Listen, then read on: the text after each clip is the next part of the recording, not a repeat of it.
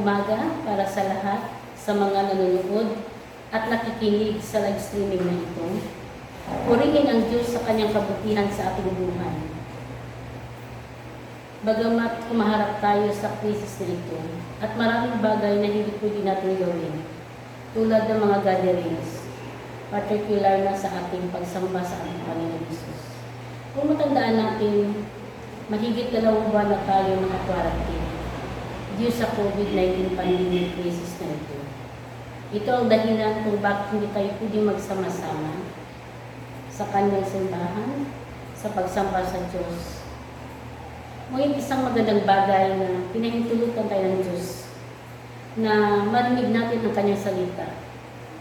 Pero sa live streaming ito na makairi o mahimpapawid ang salita ng Diyos.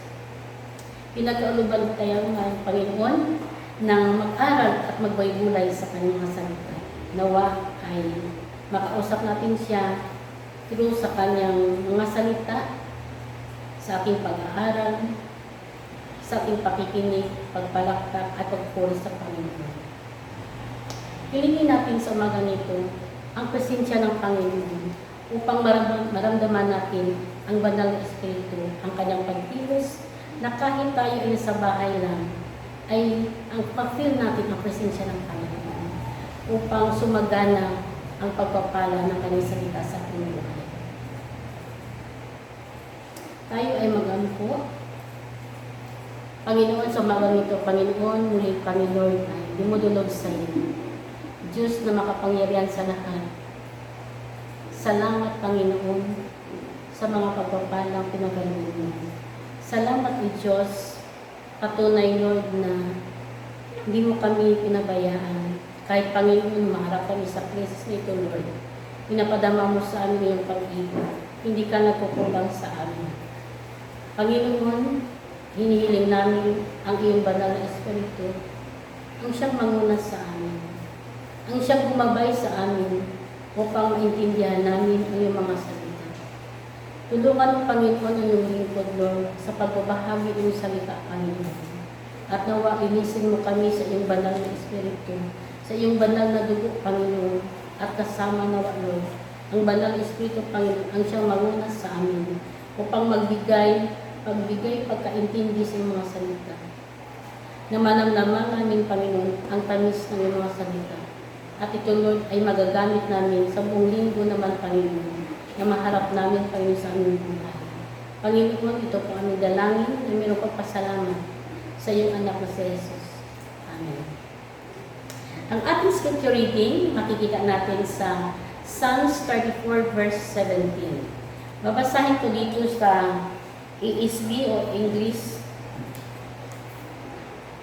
When the righteous cry for help, the Lord hears and delivers them out of all their troubles. The Lord is near to the brokenhearted and saves the crushed in spirit. Many are the affliction of the righteous, but the Lord delivers him out of them all.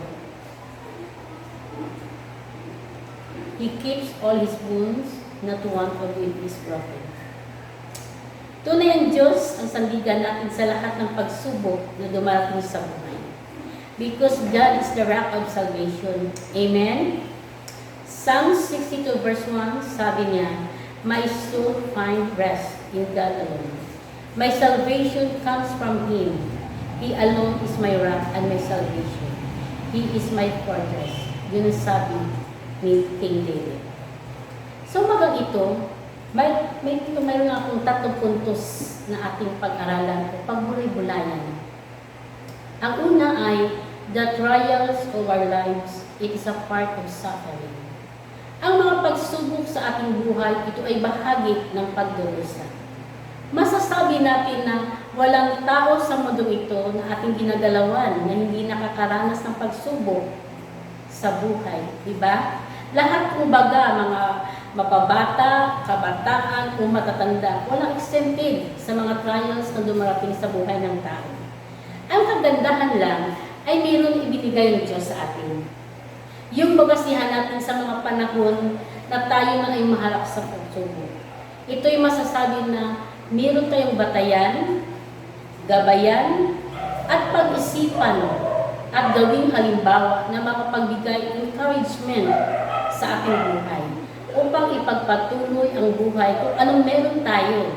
At dahil yan ang layunin ng Diyos sa iyo at sa bawat isa sa atin. Handa siyang tumulong sa ating tuwing haharap tayo sa anumang pagsubok sa buhay. Sa Biblia ay maraming mga heroes of faith na sinusubok din ang kanilang buhay. Lalo na sa kanilang pananampalataya, pananalig sa Diyos, at isa na dito si Job. Alam ko na alam niyo ang kwento ng buhay ni Job, ngunit ngayon ay balikan natin at pag-aralan. Ang kwento ng buhay niya isinulat sa aklat ng Job. At ang aklat ni Job ay kasaysayan ng isang lalaking matuwid. Gayunman, dumanas ng katakot-takot na hirap. Namatay ang lahat ng kanyang anak. Nalimas ang kayamanan. At nagkaroon siya ng napakanditiring sakit sa balat. Siya ay dumaan sa isang napakatinding pagsubok na sumusubok sa kanyang pag-uugali, pananalig, pananampalataya at pagtitiwala sa Diyos. Ang kwento ng buhay ni Job ay isang napakagandang kwento na maaaring makapagbigay inspirasyon sa bawat individual. Siya ay dumaranas din sa krisis ng paghihirap sa buhay. Si Job na isa sa mga karakter ng Biblia na tinatawag din natin na heroes of faith. Sa kanyang kapanahunan, maituturing na si Job ang pinakamayaman na tao sa panahon na iyon. Subalit, dumating na sinubok ng Diyos si Job. Tinanggal ng Diyos ang kanyang proteksyon sa kanyang sambahayan, kayamanan at sa kanyang kalusugan. Binabanggit dito ang pagiging accuser ni Satanas kay Job. Sa verse na ating mababasa, napakaliwanag na sa bawat grasya na ating natatanggap, ito ay pagpapala at proteksyon na pinagkaloob ng ating Panginoon. Balikan natin ito at basahin natin.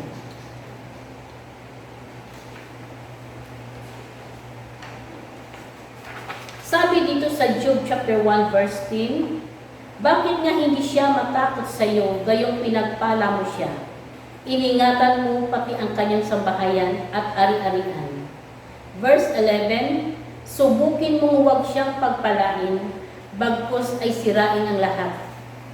Lahat niyang tinatangkilik kung di kaniya susumpain. Subukin mong huwag siyang pagpalain, bagkus ay sirain ang lahat. Sinabi ni Satanas kay Yahweh. Verse 12, A and B, sinabi ni Yahweh kay Satanas, o sige, gawin mo ang gusto mo sa kanyang mga ari-arian. Huwag mo lamang siyang sasaktan. Binabanggit dito ang pagiging accuser ni Satanas kay Job. Sa verse 2 na ating nabasa, napakaliwanag na sa bawat grasya na ating natatanggap, ito ay pagpapala. Next.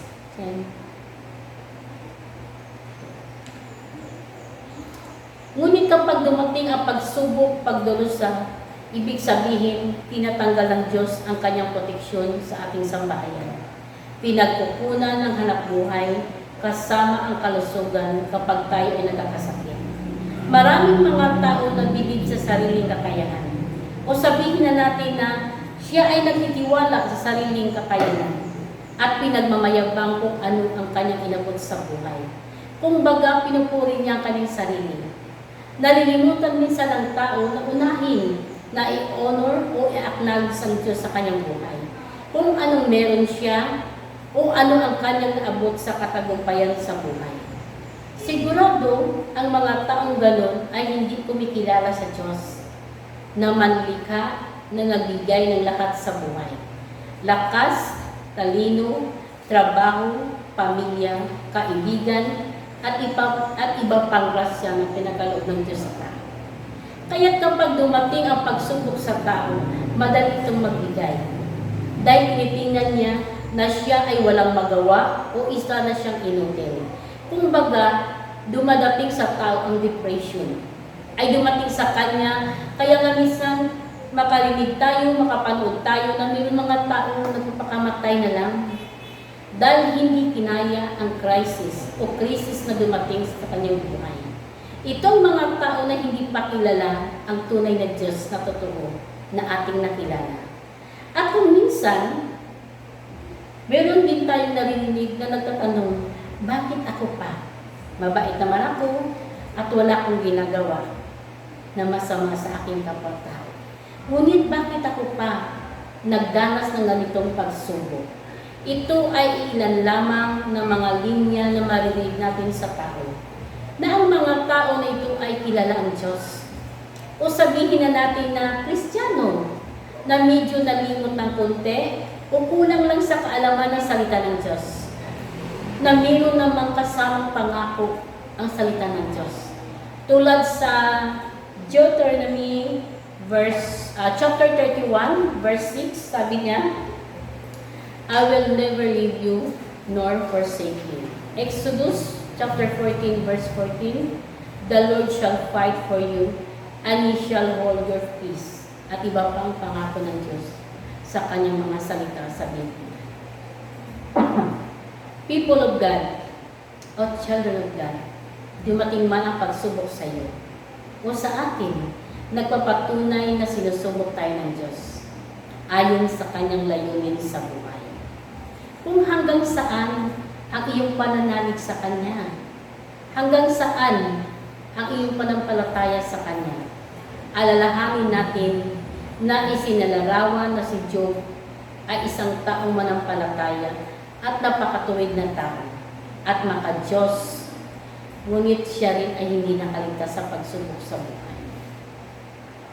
At ganun din tayo. Ngunit sa bandang huli, nagtagumpay dahil sa katapatan sa pananalig.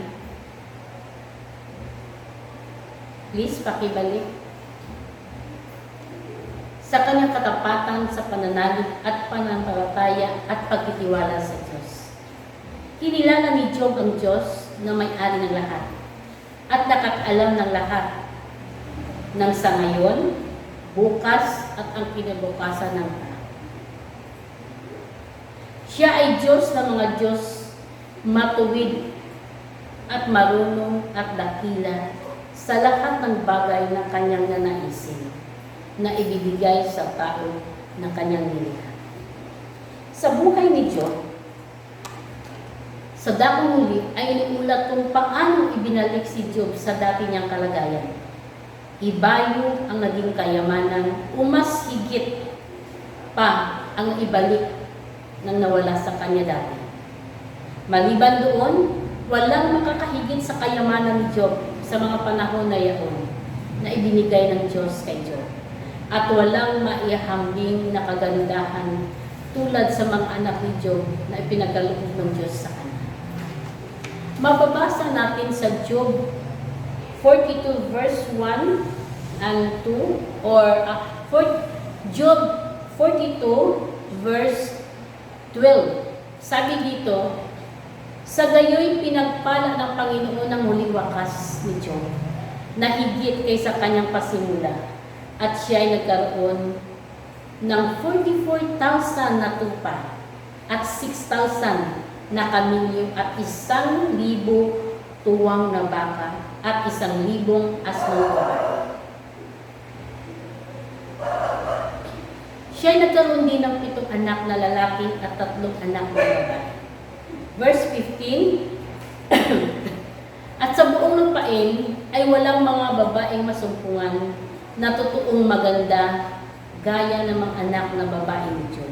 At binigyan sila ng kanilang ama ng mana kapareho sa kanilang mga kapatid na lalaki. Excuse.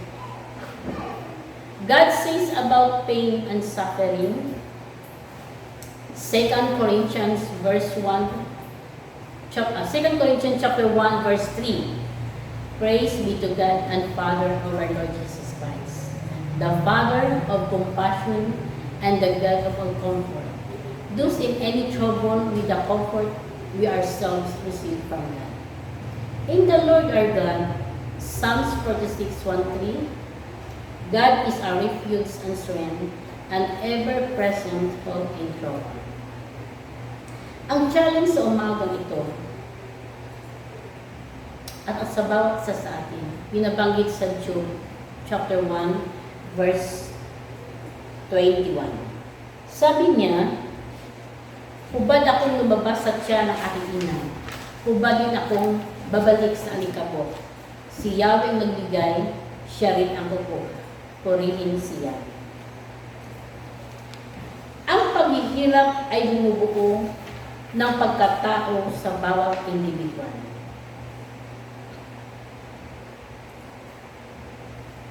Na sa bawat pagdurusa ng tao sa pagsubok, bumubuo ito ng ating pagkatao na kung paano natin ipakita na tayo ay mayroong pagtanggap sa mga pagsubok sa buhay natin.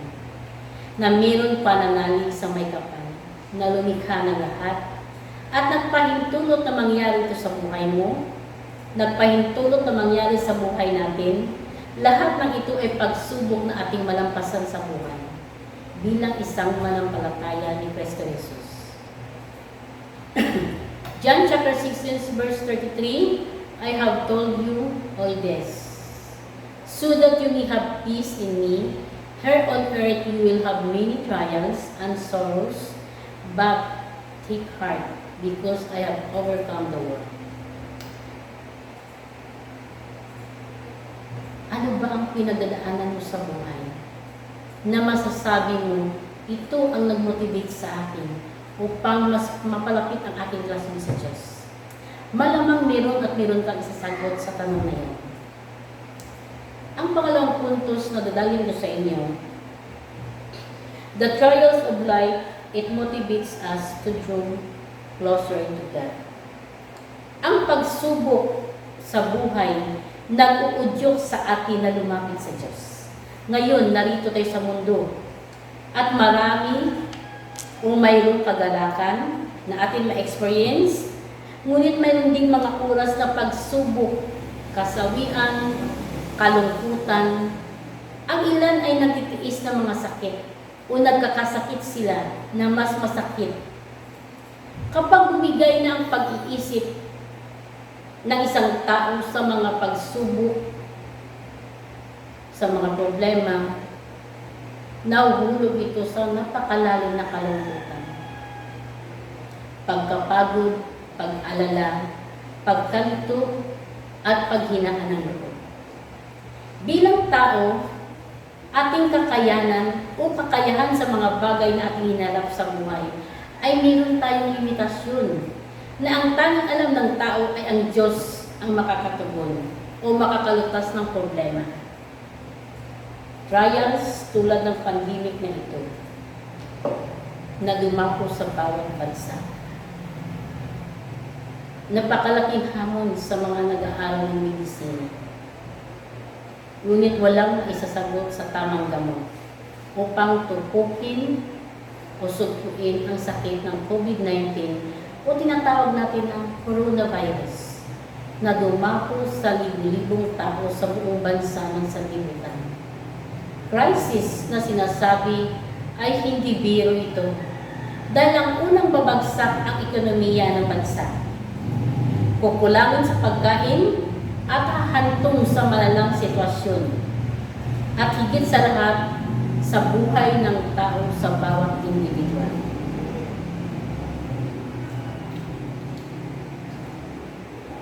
Si Noemi ay isang babae o karakter sa Biblia,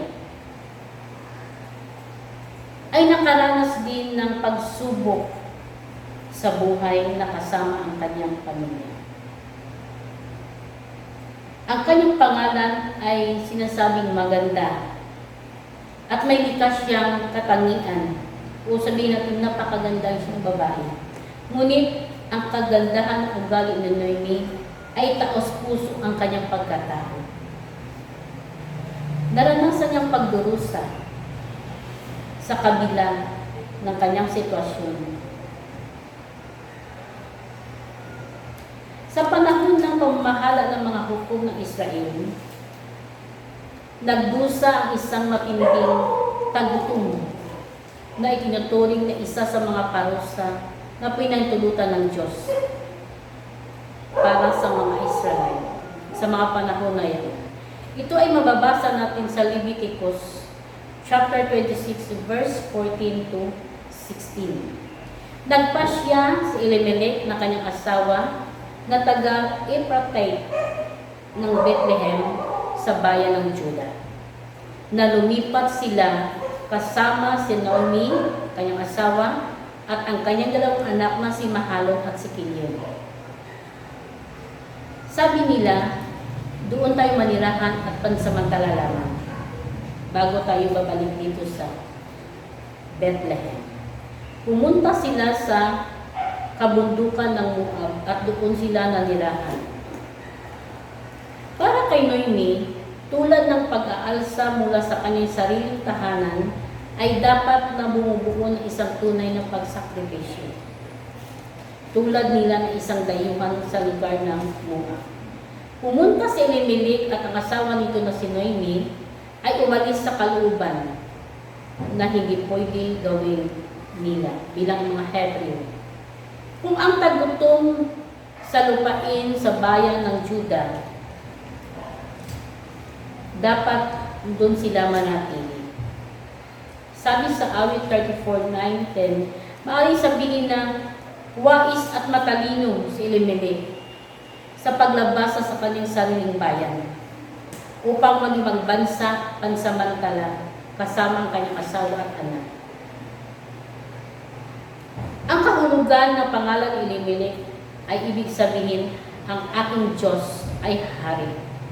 Nararapat na manatili siya sa Bethlehem dahil isa siyang Hebreo. Ngunit binaliwala ni Elimelech ang kahulugan ng kanyang pangalan. Nang ipinanganak siya, ito ang binigay ng kanyang mga magulang. Binaliwala nito at hindi binigyan ng kahalagahan nang umalis siya sa Bethlehem. Ngunit di nagtagal ay namatay si Elimelech sa bayan ng Moab. At pagkalipas ng 10 taon, magkasunod namatay ang anak ni Noemi na si Mahalon at si Kilion. Di kalaunan, nabalitaan ni Noemi na ang kanyang bayan pinagkaluban ng Diyos ng mabuting ani. Kaya't nagpasya siya na bumalik doon kasama ang kanyang mga manugang na si Oprah at si Ruth. Sa bandang huli, isa lang ang nakasama ni Noemi, si Ruth, dahil nagpupumilit na hiniwan ang kanyang biyanan. Namatay ang kanyang dalawang anak at ang kanyang asawa. Kaya dapat natin tandaan na ang mga karanasan tulad nito sa buhay ng pamilya ni Noemi at ni Elimelech, sa bawat pagsuway sa tama at sa maling desisyon, ay mayroon itong kaakibat na consequences sa buhay ng tao na kailangan paghandaan ng tao, tulad ni Noemi na isang asawa, ina at biyanan ng dalawang asawa ng kanyang anak na namatay sa Moab. Isang pagtataksil sa batas ng Diyos at sa kanilang lupain na umiiskapo bilang isang Hebreo o bilang isang Israelita at tao ng Diyos. Sa paniniwala ng isip at damdamin na sila ay mamatay sa gutom, kaya't binaliwala ang batas ng Diyos at ang batas ng Juda na manatili sa kalangbayan sa Juda at huwag mag-asawang ibang lahi dahil isang malaking kasalanan ang mga ito. Sa alituntunin ng mga Hebreo o Israelita sa mga panahon na iyon, kaya't masasabi na isang great consequences na nangyari sa pamilya ni Noemi.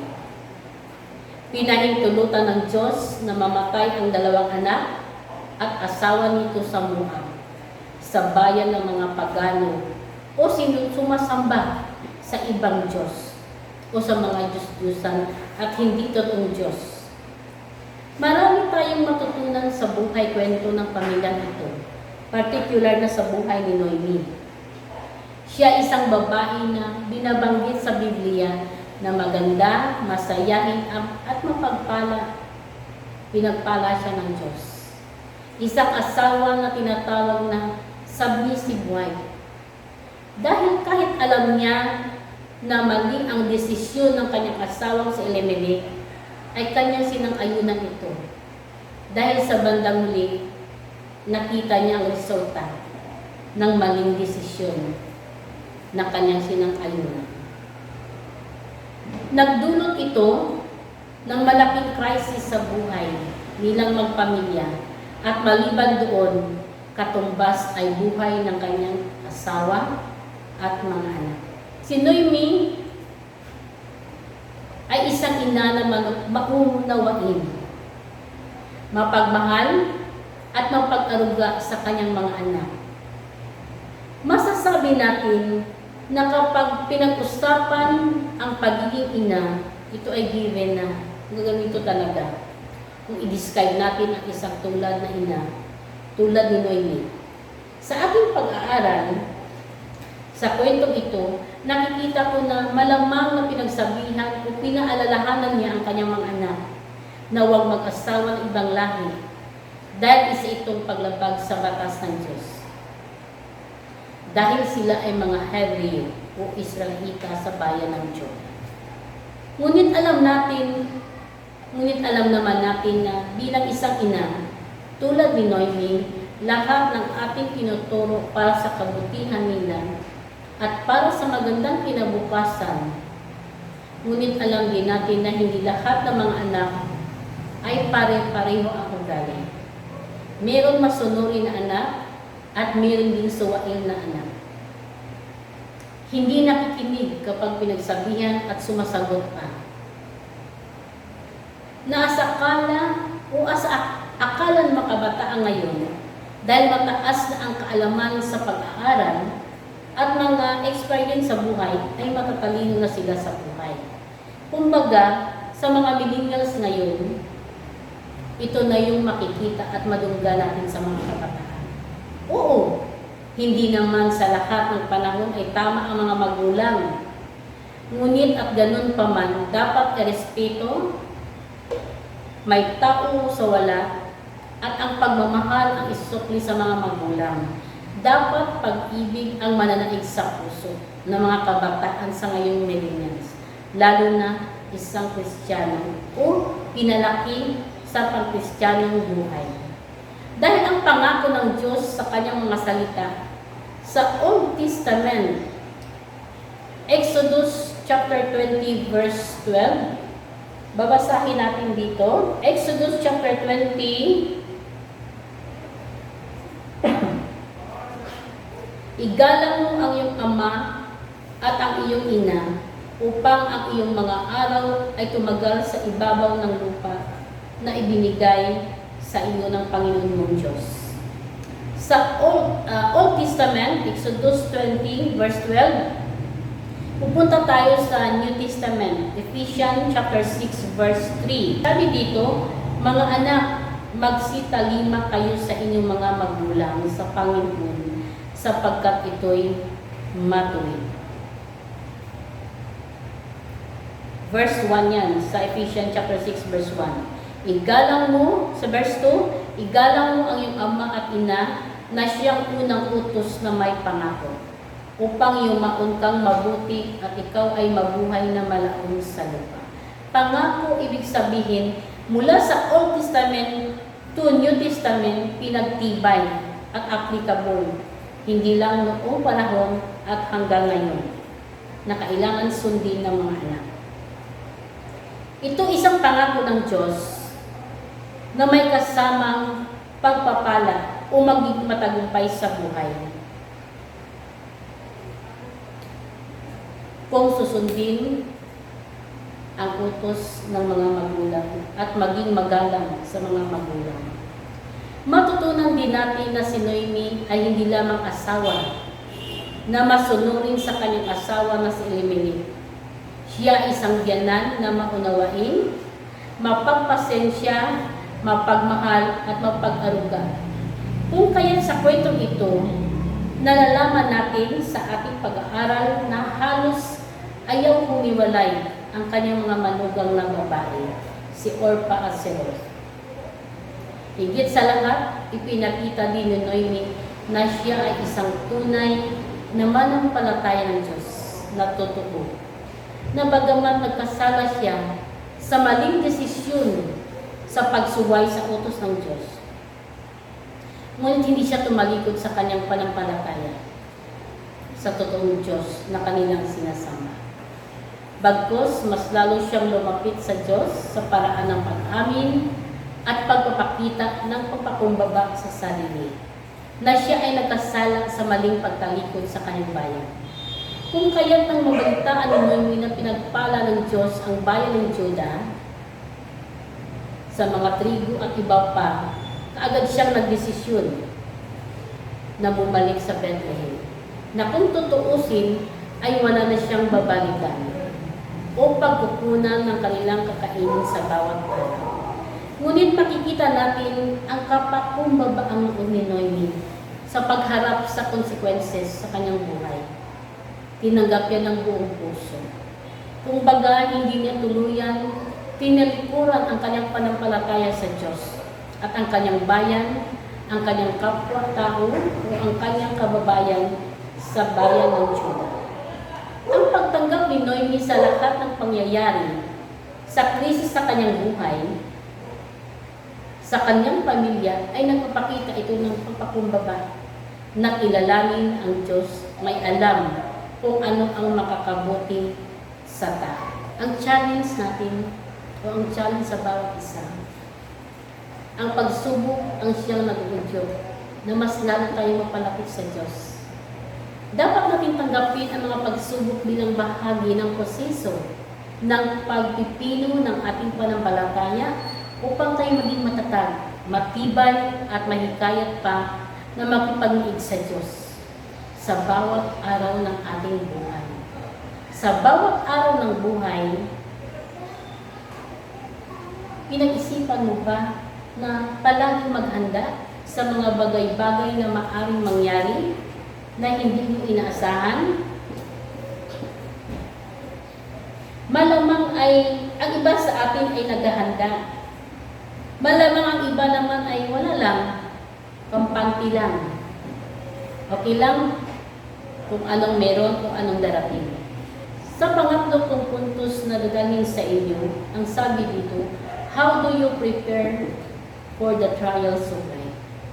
Gaano nga ba kahanda ang isang na crisis na darating sa kanyang buhay? Sa buhay natin, sa mundong ito, marami tayong pinaghandaan. Meron doon na kukuha tayo ng mga insurances para sa ating health, or sinasabi natin na annual check-up sa isang taon, o tayo ma-hospital, o tayo ay magpa-doktor, o ano pang mga about sa health, o educational, o para sa education ng ating mga anak, sa kanilang future, o di kaya yung pag-ibig na gusto tayo magpatay ng bahay, o mangutang tayo para sa magpatay ng bahay, ito ay hinuhulugan o binabayaran natin sa pag-ibig. O di kaya, sinasabi St. Peter, ito yung pinaghandaan ng tao na kahit buhay pa siya. Kasi, totoo naman, kapag meron ka nito, hindi mo maramdaman o hindi mo ma-experience, hindi mo mahawakan o hindi ka makinabang, kundi ang iyong pamilya. Na kung sakali na kukunin tayo ng Diyos, o isa man o ikaw o sino man sa atin, hindi magkagupo ng ating pamilya kasi nakaredy na lahat at may pira pa silang matatanggap. Ito ay sabihin natin, bakit yan ang pinag-usapan? Buhay pa naman ako. Di ba iba? Ang iba, ay parang ano yun na hindi magandang gawin. Pero sa totoo lang, ito yung malaking tulong sa bawat tao. Kung pinaghandaan natin ang mga bagay-bagay na hindi pa mangyayari. Kasi mangyayari sa takdang panahon. Siyempre, kasama din doon ang savings natin. Nagsisavings ba kayo? Mayroon ba kayong tinatago sa inyong sahod? O ano man ang inyong matatanggap? Maliit man o kaunti o malaki man, kailangan mag-savings tayo. para in case of emergency, meron at meron tayong hupugutin. Sabi nga, mas maganda na mas maagap tayo sa maaring mangyayari. Of course, hindi natin hinihiling na mangyari ito sa atin kaagad-agad o mas na naisin ng tao hindi mangyayari. Ngunit sa takda ng panahon, mangyayari ang mga bagay na dapat mangyari. At ito ay magagamit din natin ang ating pinaghandaan, ginagawa ng taong paghahanda. Kumbaga, RFA. Alam niyo yun? Ready for anything. Yan ang isa sa mga bagay na tutunan namin ng mga officer sa training camps. Officers training camps. Ano man ang dumating na mga crisis o mga sakuna, natutulog kami o madaling araw man, ready for anything kami. Para kung sakali tawagin kami na maglugang para magbigay ng pagkain sa mga o anumang itutulong namin, talagang nakahanda. RFA, kailangan natin ready for anything. Dahil ayaw natin na pagdating ng trials o mga pagsubok sa buhay o mga problema o unos sa buhay natin, tayo ay mas mahirapan kung hindi tayo handa. Dahil hindi natin pinaghandaan ang mga ito. Ngunit ang tanong sa iyo, totoo nga ba na ikaw ay handa sa maaring crisis o krisis na dumating sa buhay mo? Tulad ngayon, tulad sa kasalukuyan na ating hinaharap, na halos buong mundo ay naghihinagpis, kalungkutan, takot na bumabalot sa kanilang puso't isipan o sa kanilang buhay dahil sa crisis na ito, due COVID-19 o coronavirus pandemic, particular na sa ating bansa, sa ating bansang Pilipinas. Meron tayong naririnig na halos nagsasabi na hindi ako handa, hindi ko ito pinaghandaan ang COVID-19. Marami tayong maririnig yan. Kumbaga, naggulat ang lahat. Totoo naman, di ba? Kahit siguro sino sa atin, bagaman na mas meron na unang isa sa atin na bagsak sa pandemic na ito, may personal na pananaw ako dito. Noong una, para sa akin lang, hindi siya big deal. No? Dahil hindi ko iniisip na mangyari ito sa bansa natin. Kasi kahit hindi ako masyado sumasabaybay sa mga balita o sa mga nangyayari yung last year. Kasi positibo ako na masabi ko na wala lang ito at lilipas din. Siguro mas nasanay lang ako na bagyo lang o baka lang ang dadapo sa Pilipinas. Yung mga ganong bagay parang sanayan ko na o nakikita ko, na-experience ko na. Iwan ko lang sa inyo kung ano yung mga dagok na experience ninyo, lalo na sa mga matatanda. Pero para sa akin, itong COVID-19 last year, ito yung aking, parang hindi ko siya talagang iniisip na mangyari sa bansang Pilipinas.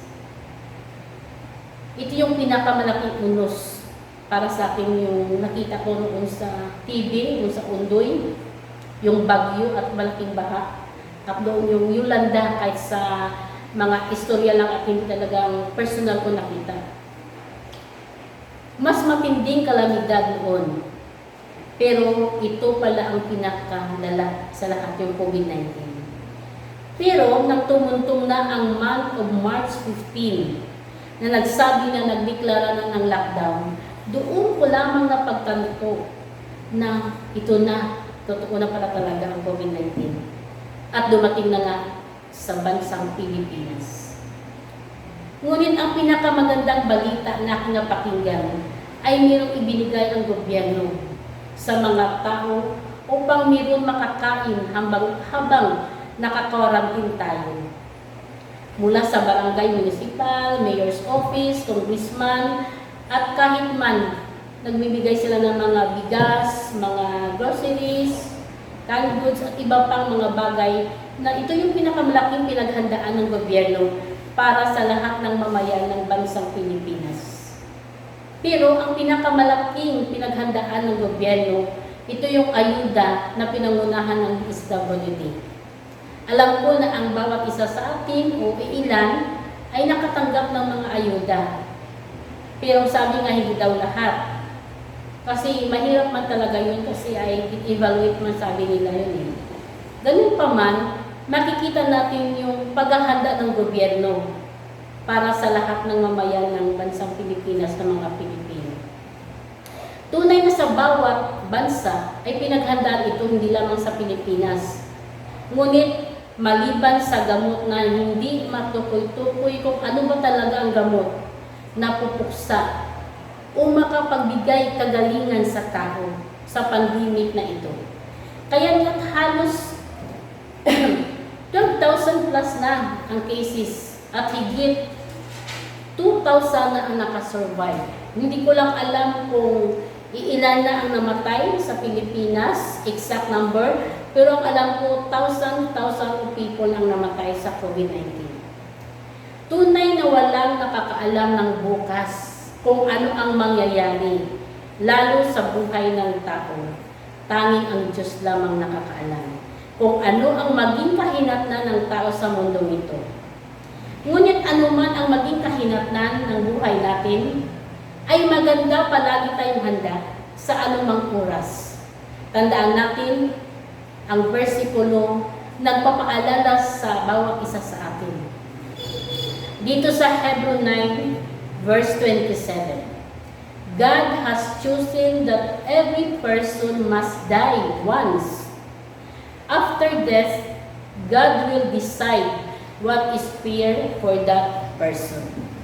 Higit sa lahat na ito, ang dapat mong gawin habang meron ka pang pagkakataon sa buhay na ikaw ay makakarinig tulad ngayon.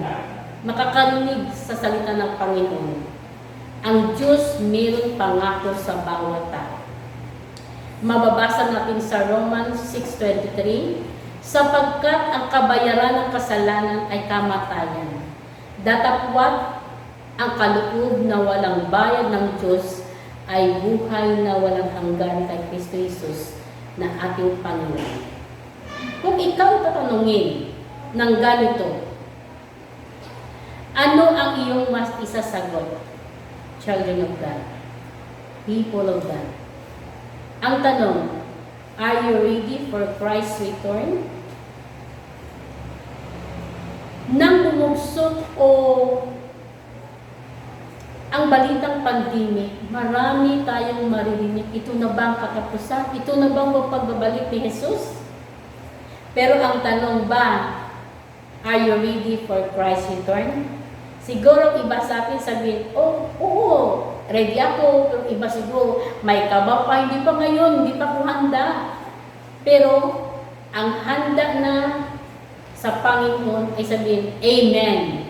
Diba? Sana magsabi tayo, Amen. Ibig sabihin, ready ka, RFE ka, ready ka sa lahat ng bagay. Ang sagot nga, we should be ready for the Lord's return because when He comes, He will judge everyone. Itinuro ng ating Panginoon na hindi tayo dapat mabagsak o maaligaga tungkol sa bukas. Sabi sa Mateo 6:34, ngunit hindi siya nagturo ng dapat nating baliwalain ang bukas.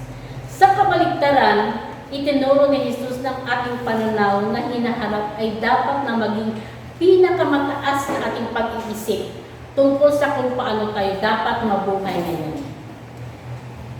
Bilang mga tagasunod ni Kristo Jesus o ni Jesu Kristo, dapat nating isiping madalas tungkol sa katotohanan na paparating.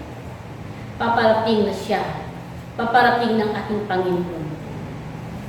At ang bawat tao ay dapat tumayo sa harap niya upang magbigay ng isang pagsusulit.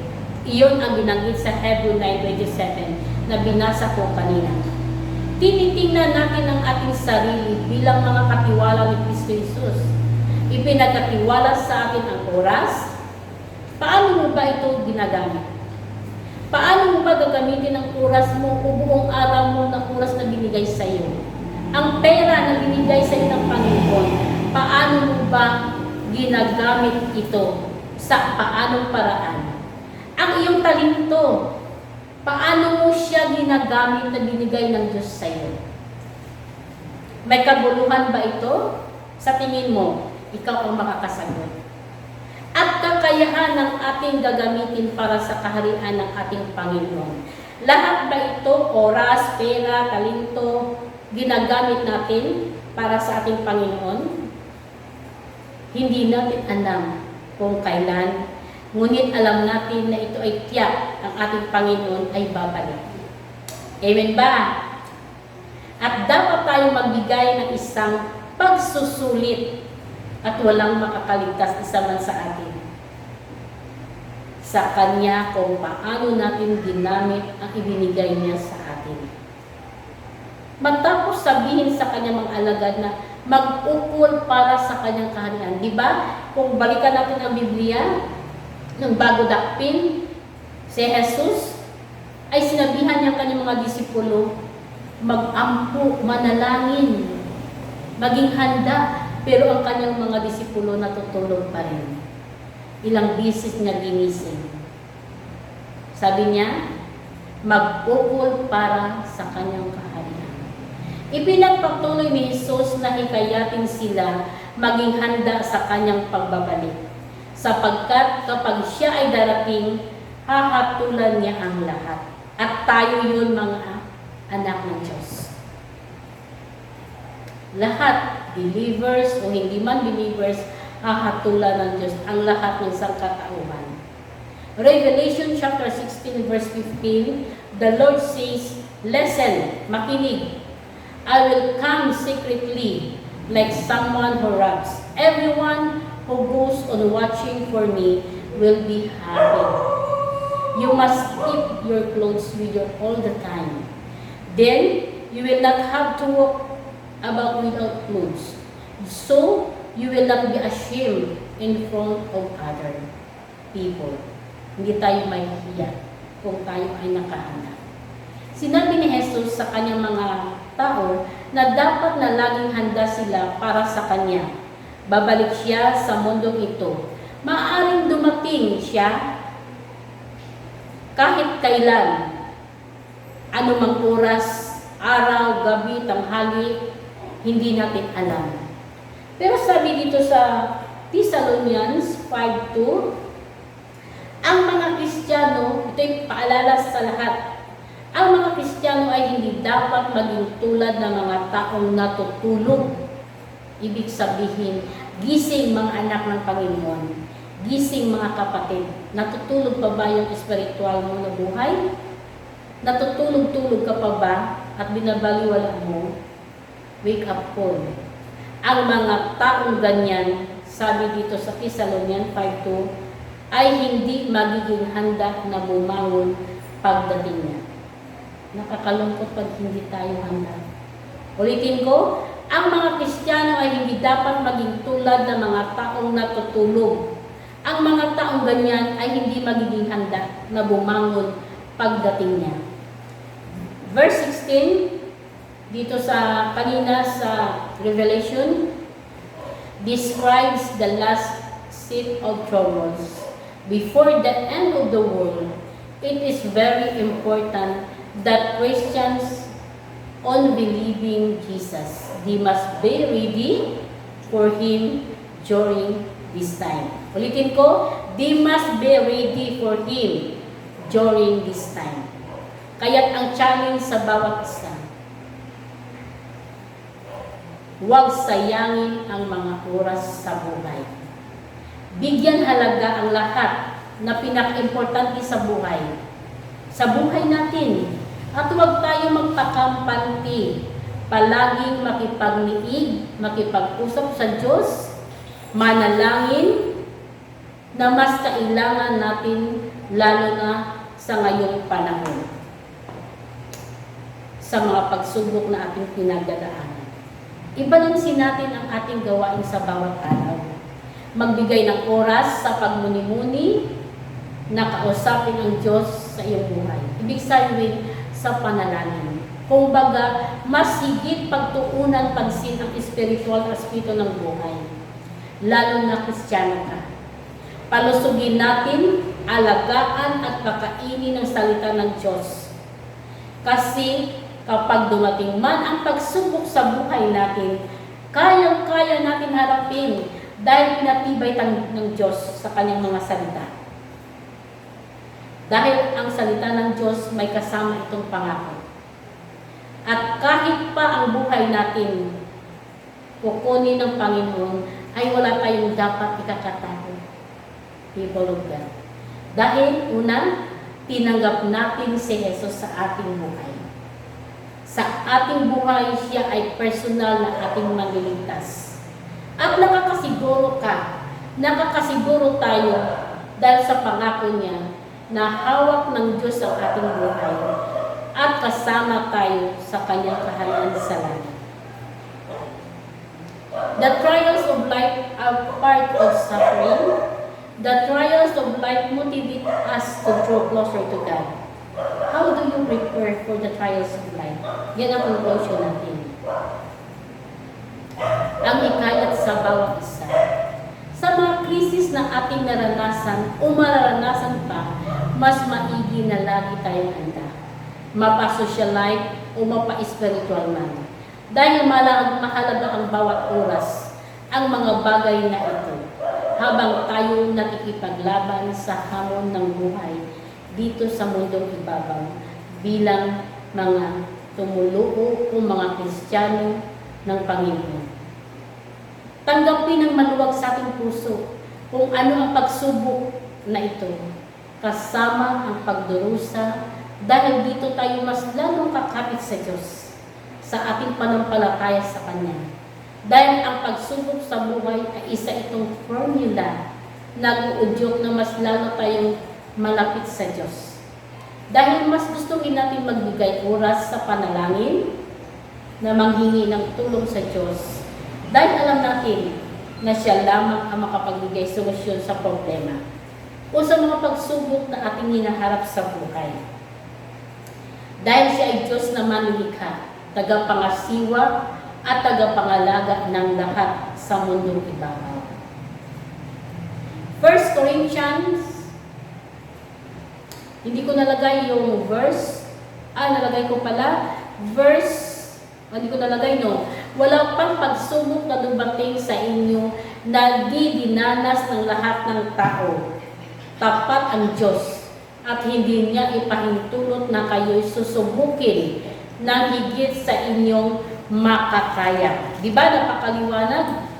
Kaya huwag magtaka, mga anak ng Diyos. Sa halip, pagdating ng pagsubok, bibigyan niya kayo ng lakas upang mapagtagumpayan iyon. 1 Peter 5:10. Pagkatapos ninyong magtiis ng maikling panahon, ang Diyos na bukal ng lahat ng pagpapala ang siyang magbibigay sa inyo ng kaganapan, katatagan at isang saligang matibay at di matitinag. Siya rin ang humirang sa inyo, upang makihati kayo sa kanyang walang hanggang kaluwalhatian kasama ni Kristo. Romans chapter 12 verse 12, magalak kayo dahil sa inyong pag-asa, magtiyaga sa inyong kapighatian at laging manalangin. James chapter 1 verse 12, blessed is the man who remains steadfast under trial, for when he has stood the test, he will receive the crown of life, which God has promised to those who love Him. Di ba napakagandang na mga pangako ng Diyos sa atin? Ito ay makapagbigay encourage, makapagbigay hikayat, ipagpatuloy at paghandaan natin. Because God loves you and offers a wonderful plan for your life. Amen. Tayo ng ilang minuto, pakinggan natin ang isang kantang Are You Ready Now? Habang pinapakinggan natin ito, ilapit natin ang ating buhay. Pakinggan natin, i-meditate natin sa ating puso. At pakinggan ang Diyos sa iyong puso, nangungusap sa ngayon sa iyo. Sa bahay ka man, kung saan ka man ngayon, alam ko ang Diyos, kakausapin ka. pakinggan natin ang Are You Ready Now?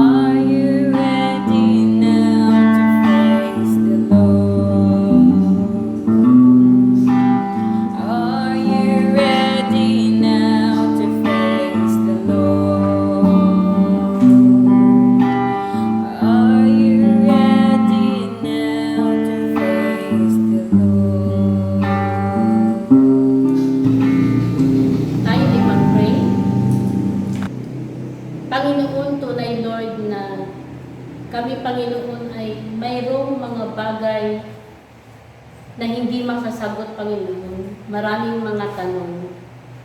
Ngunit Lord, salamat sa iyong mga salita sa umagang ito. Nagbigay sa amin Lord ng lakas, kaliwanagan, at hikayat na ipagpatuloy ang buhay namin. Panginoon, muli kami dumudulog sa iyo Lord. Please, have mercy on us, O God. Nawa ang iyong grasya, ipagkaloob mo sa amin. Tulungan mo kami, Panginoon, na paghandaan namin ang mga bagay na hindi namin pinaghandaan, Panginoon. At sa tuwing, Panginoon, kami ay dumating man sa pagsubok sa buhay namin.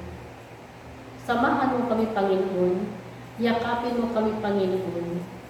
At nawa, Lord, patuloy kami maglingkod sa iyo, Diyos. Patuloy kami tatawag sa iyo. Tulungan mo kami, Panginoon, kung paano kami manalangin, paano kami magbasa, at palusugin ang aming espiritual na buhay. Upang sa ganun, Panginoon, dumating man ang pagsubok sa amin, hindi kami matitinag o mabubuwag. Kami maging matibay dahil yan ang pangako mo sa iyong mga salita. Salamat, Panginoon, sa iyong pagsama sa amin. Salamat, Panginoon, sa iyong mga salita. Salamat, Panginoon, sa iyong mga pangako at sa iyong presensya, sa iyong banal na Espiritu, ang siyang nanguna sa umaga ito, Panginoon. Nawang, Panginoon, ikaw siyang patuloy magbuhos ng pagpapala, siksik, liglig, umaapaw, sa bawat comrades, sa bawat nakikinig, sa bawat makaabot ang live streaming nito, Panginoon. Lord, kumilos ka, Panginoon, right now, sa buhay nila. Nawa, Lord, pakinggan mo ang kanilang mga hinain. Pakinggan mo, Panginoon, ang kanilang pakiusap. Pakinggan mo, Panginoon, ang paghingi ng tama. At nawa, Lord, tanggapin mo ang kanilang pagtanggap sa iyong anak na si Jesus at sa kaligtasan na iyong inaalok sa bawat tao, Panginoon, na hindi pa nakatanggap sa iyong anak na si Jesus, Panginoon. At dalangin namin, Panginoon, na manguna ang walang Espiritu sa kanilang buhay at maniubra na ikaw lamang, Panginoon, ang hawak sa kanilang buhay. At kahit ng Panginoon sa amin, nawa, Lord, sa pagdating mo, kami ay handa sa anumang oras. Panginoon, tulungan mo kami naging matibay, matatag sa aming panampalataya sa iyo, at higit sa lahat, marunong sumunod at ang aming panampalataya ay patatagin mo, Panginoon. Salamat o Diyos sa iyong salita sa umagang ito at sa iyong lingkod, Lord, na ginamit at tinulungan, Panginoon. Ito po, Lord, ang aming dalangin sa makapangyarihang pangalan ng aming Diyos Ama, Diyos Anak, at ng Diyos Espiritu Santo. Thank you so much, Father God. Itong lahat ay pagpasalamat sa aming puso. Sa pangalan ng iyong anak na si Jesus. Amen. Ngayon po natin ang benediction. Sabi dito sa 2 Thessalonians chapter 3 verse 16, ngayon ang Panginoon din ng kapayapaan ay magbigay nawa sa inyo ng kapayapaan sa buong panahon at sa lahat ng paraan. Verse 18, ang biyaya ng ating Panginoong Jesucristo ay sumasa inyo nawang lahat. Ubanan po tayo ng Diyos Ama, Diyos Anak, at ng Diyos Espiritu Santo. Ang lahat po magsabi, Amen. God bless us all.